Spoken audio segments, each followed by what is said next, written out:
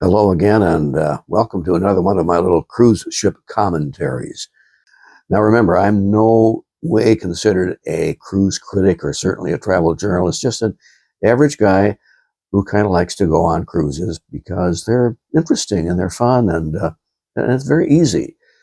Now, this particular ship is the Seabourn Quest. Seabourn, as I'm told, is one of the so-called premium luxury lines. You think any cruise ship is luxury, right? Well, yeah, but this one really goes above and beyond what your average Princess, Holland America, Royal Caribbean, that kind of thing is. And you will see what I'm talking about in just a few minutes. This trip went from Long Beach, California to Miami through the Panama Canal. 19 days on the cruise ship. So all I can say is we're back on the cruise ship again, back where a cocktail is your friend. Oh man, I have a lot of nerve putting this kind of stuff out there. The interesting thing about this trip, starting from Long Beach, is that there was a real surprise awaiting me at Long Beach, which I had no idea to expect, and it was a real treat.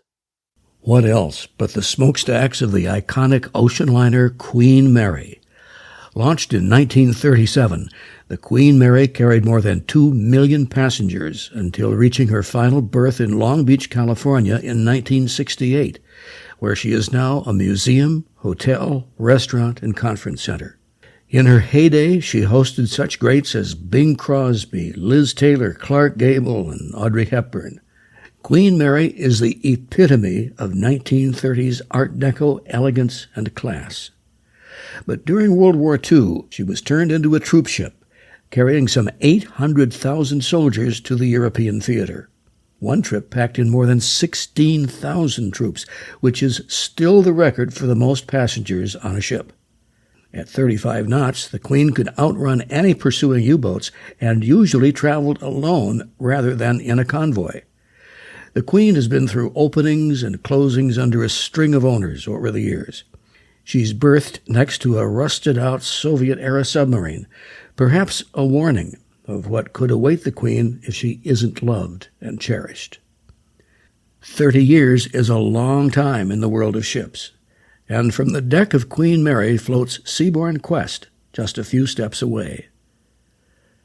Quest is a small ship as these things go. On this voyage, a little over 400 passengers and about 350 crew. Quest is 100% first class all the way. Everything very elegant and high-end. Take a look at this cabin.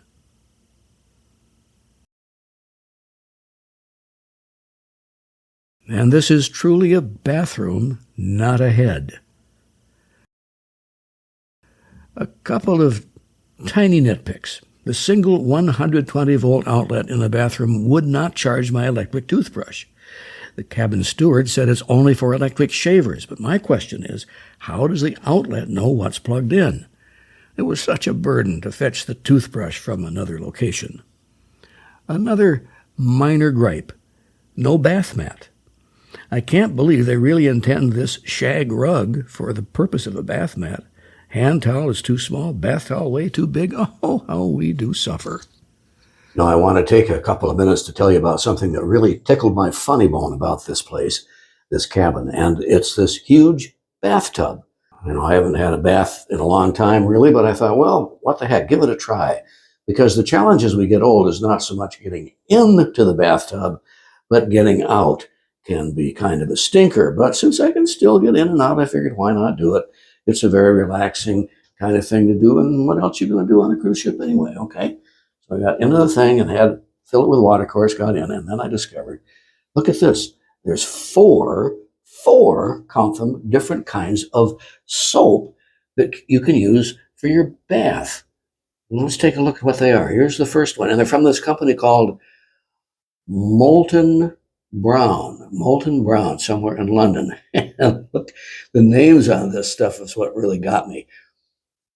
Fiery Pink Pepper. Fiery Pink Pepper Soap.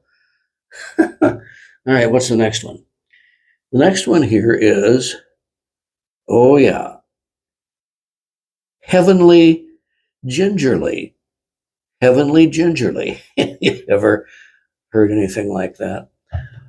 What about this one? This one is kind of blue or green, I guess, and this one's got even a funnier name.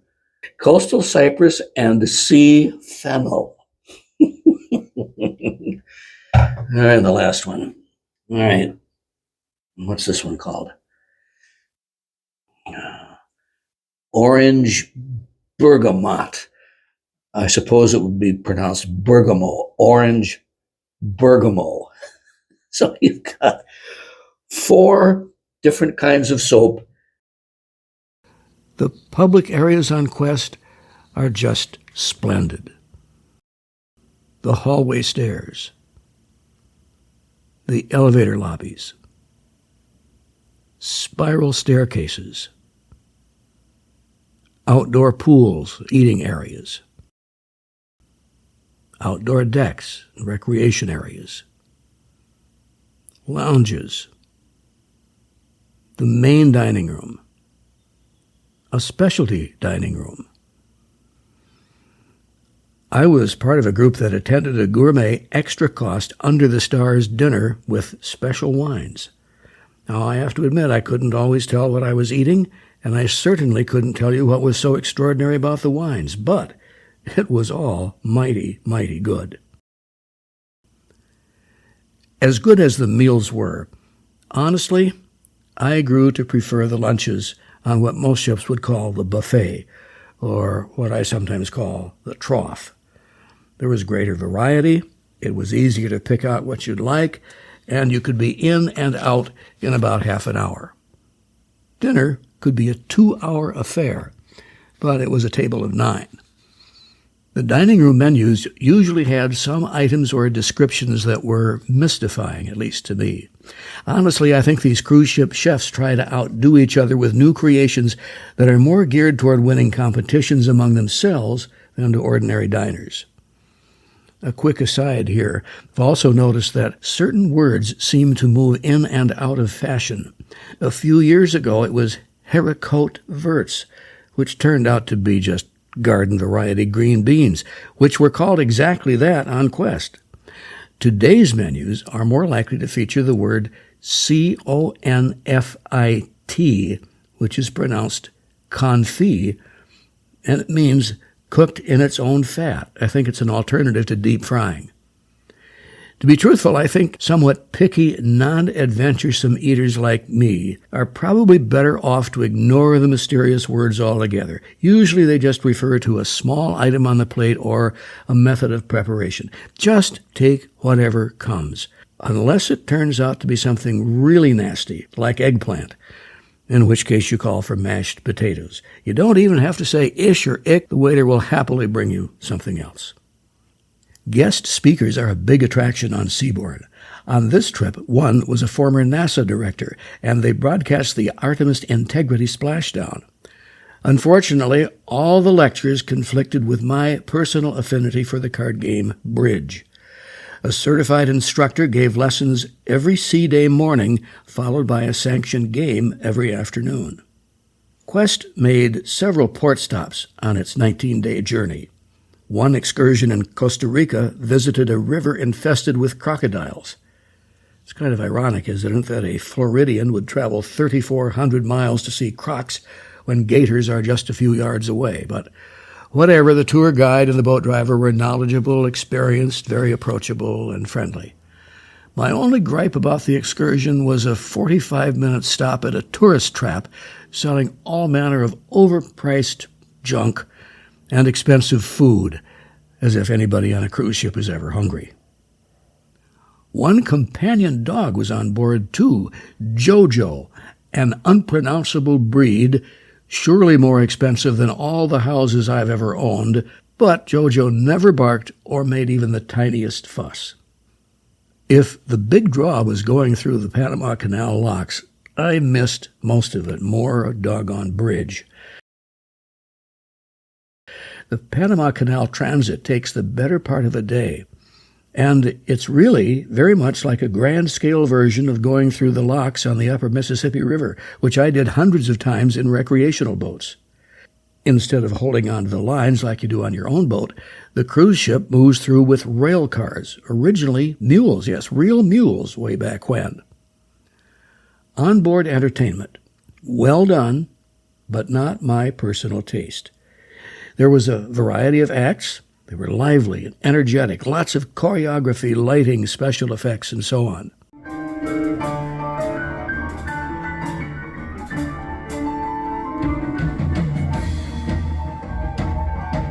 Loud, although not painfully so as on sun ships, but far, far too much reverb on the vocalists. Nothing acoustical and no classical, even though the audience looked like the kind of people you'd see at the symphony. In other words, old. Ah, well, everybody has their own musical tastes, and the ship has to please the majority of guests. People who liked pop music from the 90s and up thought the shows were great. Although one night the cruise director himself did some very nice Sinatra-style pieces. And, thank goodness, no one had to endure the 8 millionth rendition of Sweet Caroline. So that's about it. 19 days on the Seabourn quest from Long Beach, California to Miami, Florida through the Panama Canal. It's all inclusive, not cheap by any stretch of the imagination. A small ship, about 450 passengers, nearly as many crew as there are passengers, and they don't nickel and dime you.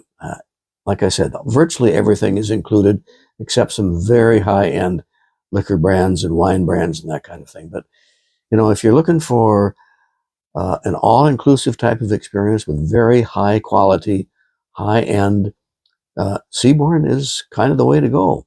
Yeah, I have a few nitpicks here and there. Who wouldn't? But by and large, it's an excellent experience. I'll be back at some point. I hope you will too. Thanks for watching.